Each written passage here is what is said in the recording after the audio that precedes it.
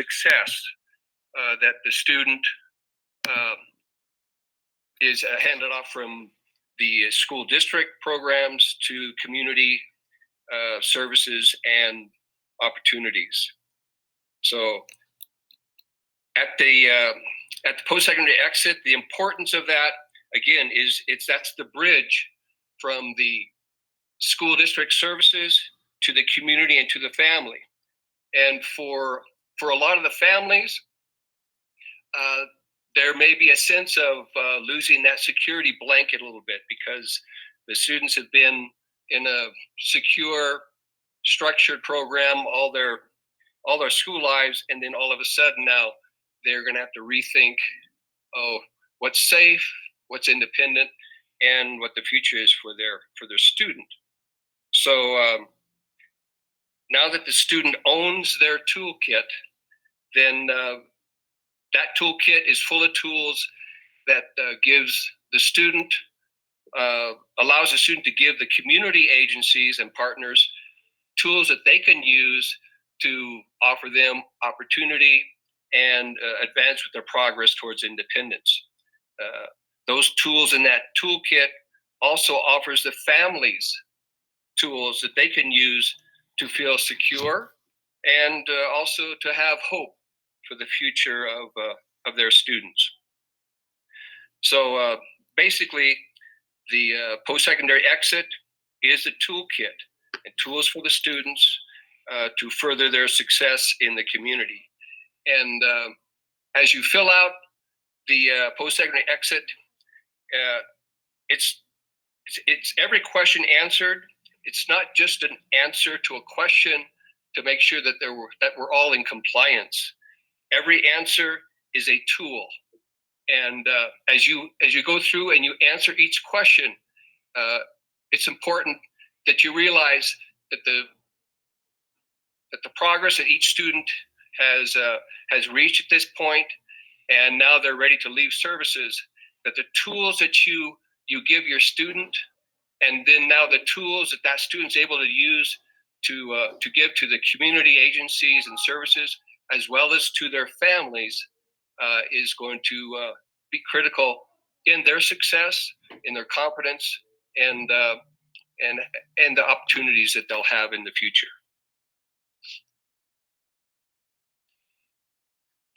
Thank you, and I'll, with that being said, I'll pass it on. Okay, so who needs to have post-secondary exit pages completed? That would be students graduating with their high school diploma, any students getting their certificate of completion, and students that have reached that maximum age. We only service students up to the ages of 22. There was some discrepancy at a previous training, I was told, where you were told as teachers that students could stay in the program longer than what Ed Code actually has determined. There is a little bit of wiggle room right now with everything that's going on with COVID-19. So the district wants to make sure that you go ahead and for any of the students that you have told could stay on next semester, even if they don't follow the guidelines, that's okay. But beginning in August, we want to make sure that we follow Ed Code. So any student who is turning 22 between the months of January and June are able to complete that second semester and continue into ESY. Students that turn 22 in July, August, or September can go to ESY, but they cannot start second semester. And then any students that have birthdays in October, November, or December, their final day is at the end of first semester. Yeah, and I just wanted to add, just like what Stephanie said, if you have not exited a student, so if you have a student, let's say their birthday is in August and you haven't exited them yet, for this upcoming school year, they can stay until for the first semester, but moving forward, like Stephanie said, we're going to have to move forward with what Ed Code says. So it's really a positive for the students. They get to stay on an extra semester. And then just a reminder that we need to complete a prior written notice of action whenever we change services. An exit IEP is a change of service, just like transferring a student over to the work program or reducing speech services or moving a kid from SDC to RSP. Any change of service has to have the PWN done. And in this case, the student's graduating. And then at the bottom of that form, there's the contact information, and it's okay to put your information for the school, not your personal phone number with all of the COVID-19 stuff, but go ahead and make sure you use the school phone number or your site administration contact information.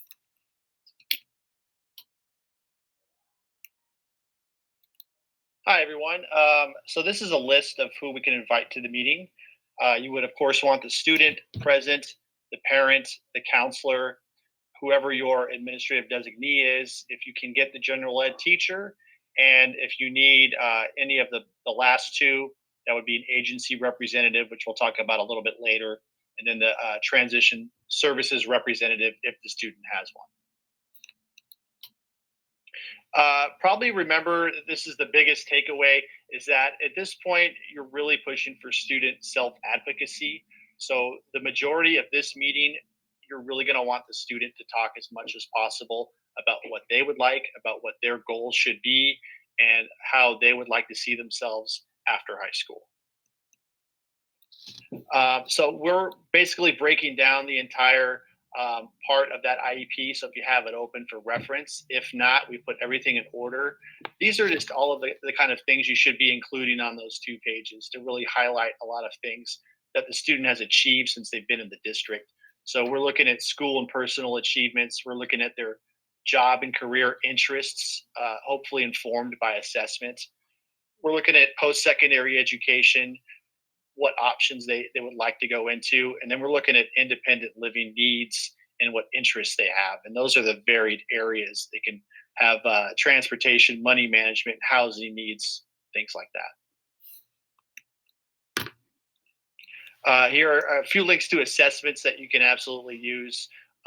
These are also good assignments to give right now. So if you're needing assignments to give to your students, you can absolutely give them these through Google Classroom. The first one's an interest profiler, and you'll get a nice printout when you're done.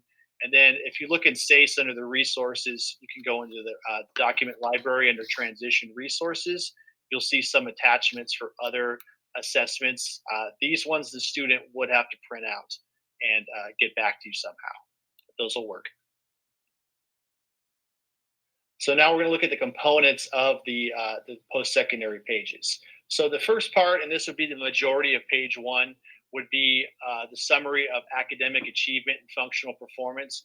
You can take all of this and more or less copy and paste it from the present levels as long as it's current and up to date. So make sure all that information is there. There is a section that says cognitive ability. You might want to include the first page where we have the part about the disability or from the psychoeducational reports. These would all basically reflect, though, a readiness for employment. So the kind of language you want to use is going to really say why they should be hired and then elaborate as needed. Next, please. Goals. These are not goals you're going to go back and put in the goals section. They're going to stay in this area only. And these are going to be exactly what the student would like to achieve in 3 main areas. So we're looking at education after high school, employment, either part-time, supported, and then independent living. Next, please. We're including some examples for you to use. So you would want to put this in the first person for the student. It adds a little bit more significance for them. So I will apply to a college of interest in order to complete my career goal of becoming A. This would fit in nicely with an education post-secondary goal. You want to be as specific as possible as to where they're applying. Likewise, with employment, you want to be specific into what types of areas they want to go into, whether it's retail or food service. And then for independent living, you want to look at not just transportation, any areas of need that are not school or work related.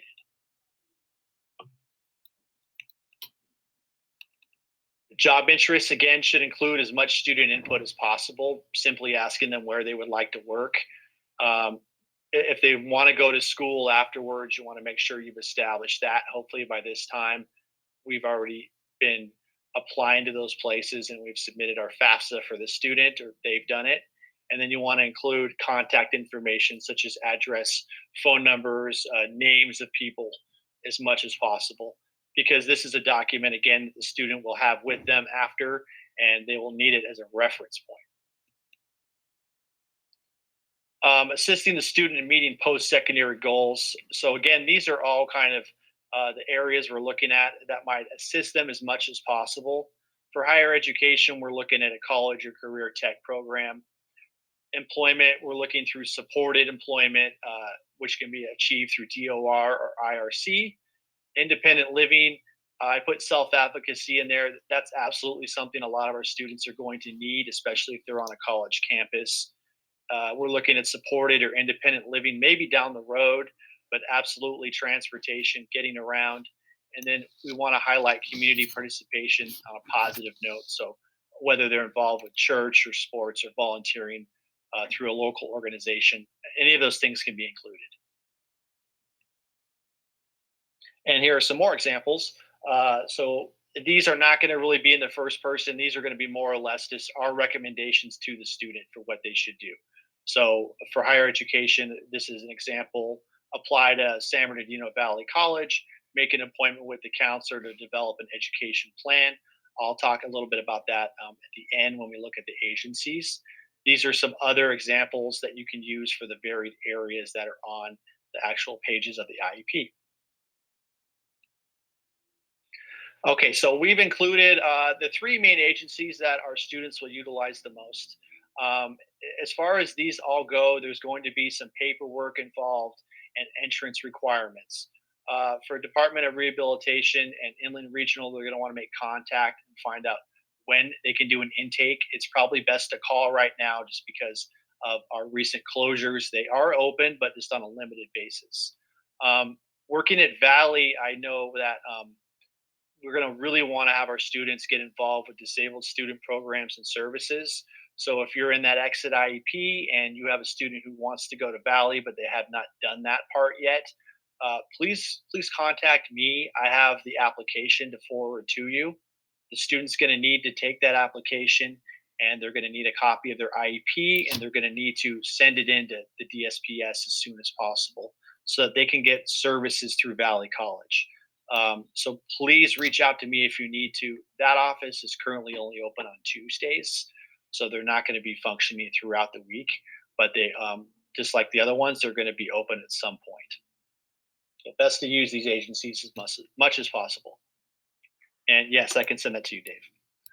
All right. Thank you very much, everyone. All right, guys. So before we get into the alternatives to conservatorship presentation, we did want to leave it open for questions based off of all the information that was just shared. So let me just, did I stop sharing? Okay. All right. So Maria, was there anything in the chat that you feel is like for the good of the group? Most of the stuff was just getting information for the PowerPoint presentation. And then there's a message from Dave to Ryan about a copy of that app, Ryan. So I'm handing that one over to Ryan. Okay. I'm going to try and, between now and the next couple minutes, I'm going to try and upload that on my drive and then share it through the chat room. So I think all the teachers are going to want to have that on hand just in case the student wants to go. Okay, perfect. That's coming up. Another thing too, if we could get the post-secondary team or the transition team on the point, if on the end PowerPoint, if you guys could put your contact information, since everybody's going to walk away with a copy of this in case they do need to reach out to you specifically on whatever program that you're involved with in.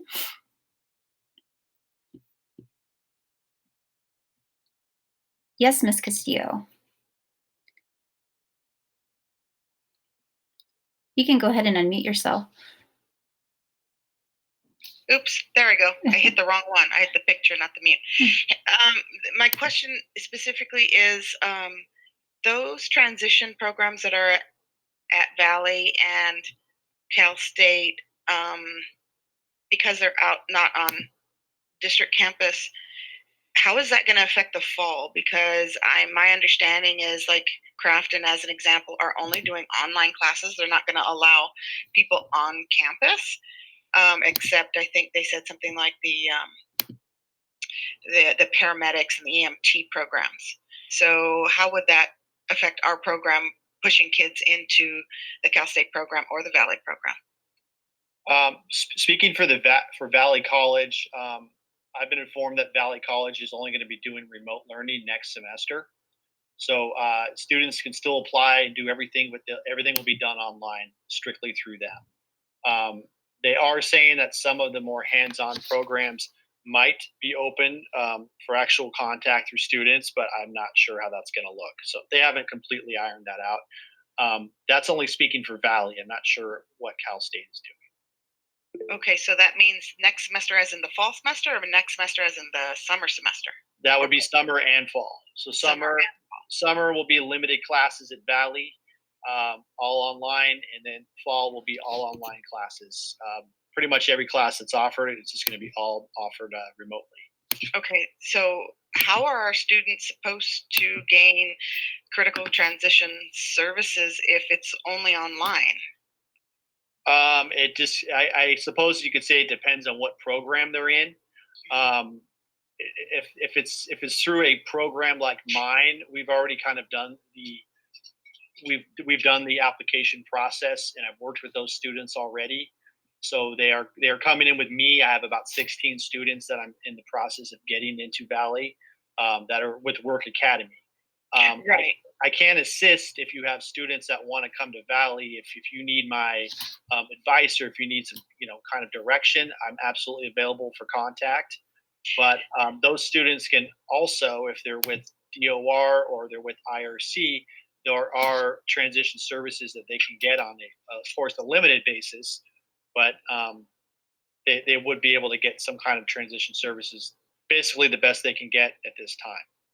Right. No, my question would be more specifically for the mod severe, because in all honesty, I don't know that I would want to move any of my students up for the next semester or even the next school year, because they're basically, you're committing them just to being at home, unless someone else has another. Well, you're right, Stephanie. At this point, it also ties into the other schools. It's a good question for all the schools, let alone the work program. Especially, I myself at Cal State. These things are up in the air right now, and what our classrooms are going to look like on the comprehensive sites, let alone on some of the non-comprehensive sites, it's just going to be a challenge. And at this point, those answers aren't 100% there. I've been getting students, from the other teachers, and at this point, I'm prepared to do whatever I need to do. Right. No, I know you, Maria. You got those kids. I'm just concerned that what we want for them isn't going to happen, and it may not happen on the comprehensive site or the non-district sites. So I don't know if that's ever going to be like, what kind of question, or how do we figure that out? And I believe there's committees working on that, if I'm not mistaken, Lauren. Yes, ma'am, there are. And that's something that we can definitely bring up, Stephanie, like in regards to what that's going to look like for our transition programs where they do utilize the community or they're not based on an actual comprehensive site, and what that means for those programs. So thank you for bringing that up, and I'll definitely be sure that the committee incorporates that into their plan. Hey, Lauren, it's Chris. Oh, hey, Chris. Stephanie, that is a great question, because that's what we're working at a variety of levels. Certainly, we have a learning community organization, LPA, with Regional Center and Department of Rehabilitation. So we're doing a lot of meeting at the state level, but also locally, about how and when. What sorts of tools we can put in place right now, what sorts of distance learning that we're learning nationally from WinTAC or NTAC, that there are some very powerful and positive things we can be doing with kids, but you have the $1 million question. So when does that move out into the community? I think all of us are preparing for those phases, but until we have clear direction, we'll have to go with the flow. But there's a lot of folks who are working on that to make sure that students are prepared, so when that opportunity is available, that we can move forward. Okay. All right, thank you very much. I guess that's as good as an answer as we're going to get. I'm just concerned for some of, as you all know, some of my moderate to severe students who really, really, really need and must have more hands-on, in-person education instruction. That's all. Sure, good point. And that's a challenge. Just going what we're doing right now. I'm working with my students, and I'm learning how to give as clear verbal discussions, description of what we're doing. We're using, I have one student, we're doing FaceTime as well as doing, Google Class. I mean, we're doing anything to kind of make things happen. We're learning as we're doing it. Also, I'd like to point out, and just to help reassure everybody, that the post-secondary team is also working on getting several trainings to make online learning to become more transition focused, just because it is a different ballgame. With our moderate severe students, they do need a lot more direction, a lot more support.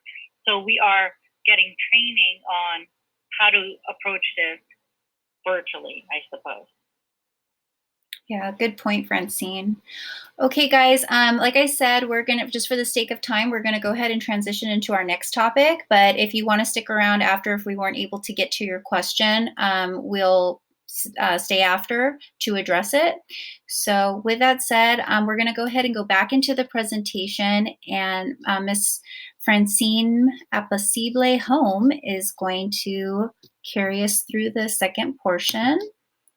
Can you guys all see the screen? All right. Thanks for staying, everyone.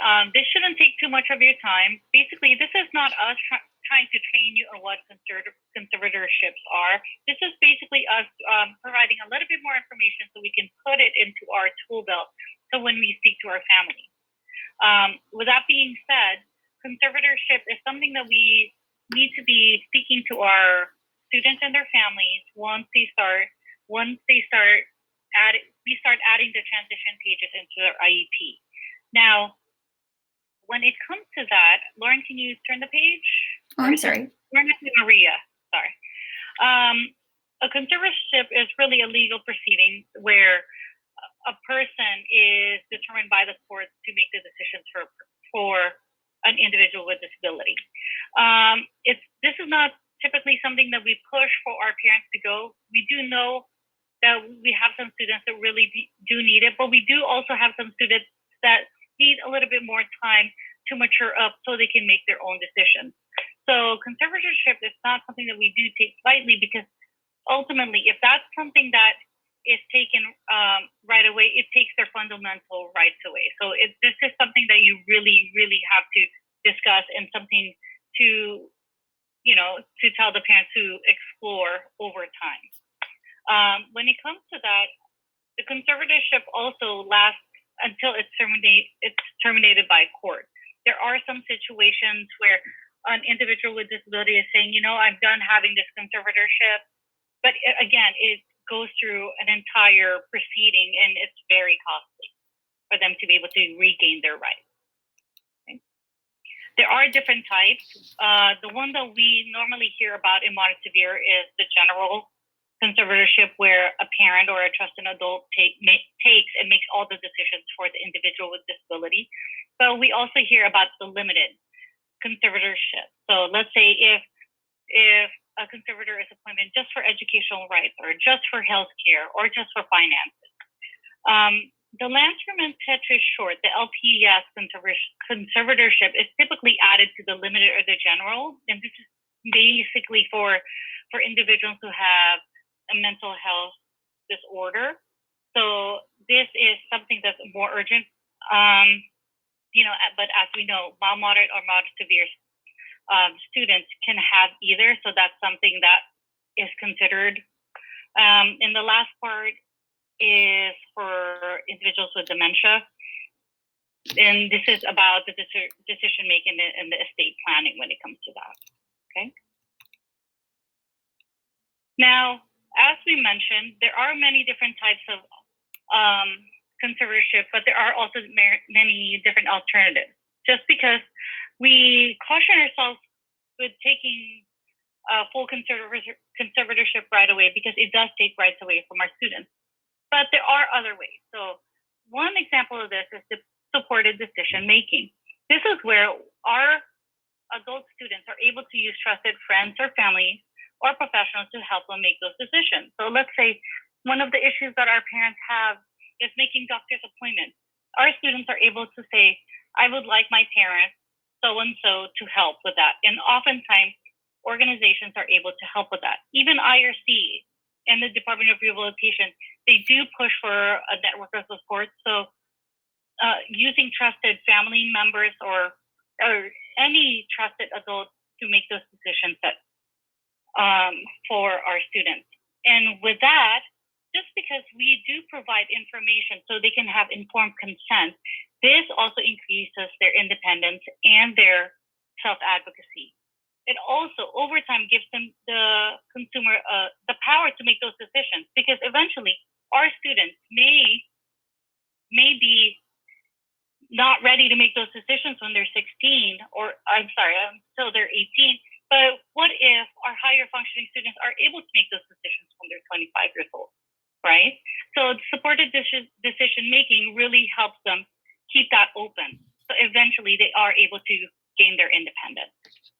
Francine, I just want to go back to this slide really quick, and I have a question that might be good for the group. How do we make sure? Oh, hold on. Hold on one second. Okay, I'll be right there. How do we make sure that they have only like educational conservatorship? Like if you said the limited, there's different ones that they can have. So let's say that they have it for medical, but they try to say, oh, well, I have full conservatorship. What would they have to provide to the school to let them know that they have educational conservatorship? Typically what they do is they have that documentation from the courts. And so what we do is when they show us that, we do make a copy and we do put them in their queue. And that's typically flagged in Aries for us. Okay, perfect. Thank you. Now, another alternative is for our individuals to get a power of attorney. Now, typically this is just a legal document indicating in there that the specific areas that they're going to be needing help in making those decisions. Typically, this is somebody that the person is entrusted by the individual with disability. But what's important about this is it does not technically take the individual's rights away. It just gives the other person the power to help make those decisions. But what's good with the power of attorney is there's always a time frame. So with a conservatorship, it's a lot more permanent. With the power of attorney, there's always a time frame in there. So let's say if it's from 2019 to 2025, that will be only active for that portion of time and for only the specific area that's listed in the power of attorney. Okay. Now, for us, what we need to really start looking at is the educational code, right? A lot of our parents are having a lot of concerns when they turn 18 because they do not have the educational rights for the student anymore. Now, for this alternative, one thing that has popped up in the last few months with us is a letter that our parents are showing indicating that they have access to the educational rights. So we have a form in here that was presented to us. Lauren, if you could click it. You're able to download a PDF version of it from the site. So go ahead and go to... So in the summertime, they're not going to be able to complete the classes? I put a link up on the chat for this document right at the site for you folks. Oh, thank you. Oh, okay. Person is being authorized to Okay. access the educational rights of the Yeah. individual. Well, as long as there's virtual. Oh, hold on one second, I want friend. to come back. Can we I'm please gonna make still sure stay in that this we're all format. Yeah. muted? I just, like I said, I don't want to go back. Oh my goodness. Hold on one second. I'm sorry, Francine. Oh, no worries.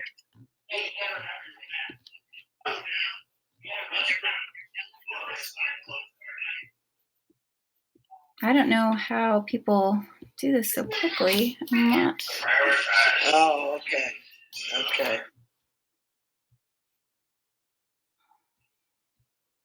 Is there a mute all button? Yeah. I just, Here it is.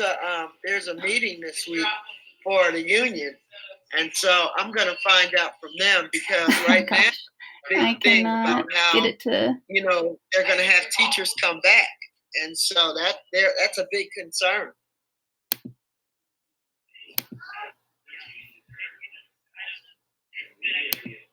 You got it there. All right. Sorry about that. It's so hard when it's a large group to sift through that. And all right, I apologize, Francine. Where was I? In here. I don't know what. Okay. All right. So this is the letter, right?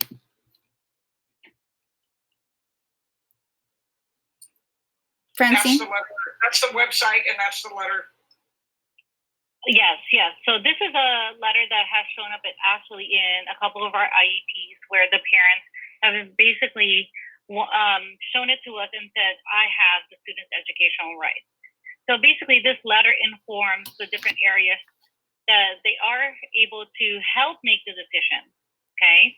They could help make those decisions at the IEP, but there's one caveat that we have found with this letter. As we consulted in the training with a lawyer, it was indicated to us that yes, it does provide the parents access to the educational rights. However, we have to keep in mind that our students still have their own educational rights. So if they say that they do not agree with what with their trusted adult, then we have to go with what the student says. So for example, one of the things that we use is the ESY. So in the IEP, the parent insists that she wants her young adult to attend ESY, and the student indicates, no, I really don't want to.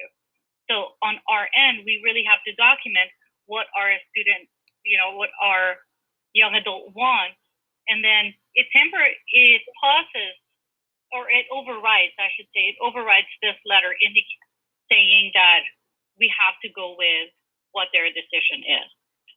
Does that make sense? Yes, it does. Yeah, I think that that's a great point to make. So if they show up with an IEP with this letter, that does not mean that they can supersede what the student is asking for. Correct, Francine? Yes, that's correct. And it doesn't necessarily cancel the letter out. It's just the student's word trumps the parent's word or the trusted adult's word. Okay. If you could go back really quick to the very last slide. So we made sure that we indicated that also in there, that the letter can be canceled at any time. So if our student says, I'm done with this letter, even though we have it on file, we just make sure we document it in the IEP, that this letter is no longer, or the student is rescinding it. So basically, the trusted adult is there to help with supported decision making. But on the other hand, some of our parents just need a little bit more to reassure them that they are able to put their input in when it comes to the IEP. And these letters are going to be popping up more frequently, wouldn't you agree, Francine? Because they're really going above and beyond trying to educate the parents now on alternatives to conservatorship. Yes, absolutely. This showed up in a couple of my IEPs, and I've actually seen an IRC case manager say to the parent, we have this letter. we wanted you to be aware of it, just because the parents are very uncomfortable not having the educational right. And was that the last slide? That's the last slide. So we'll be here to ask general questions. And just one thing to keep in mind is we want to make sure that we only speak to what we are experts of. So this is basically just to put information in our tool belt, just so it comes up, we know what to say appropriately to our young adults, and we know what to say to our parents. Okay, I think that's it, Lauren.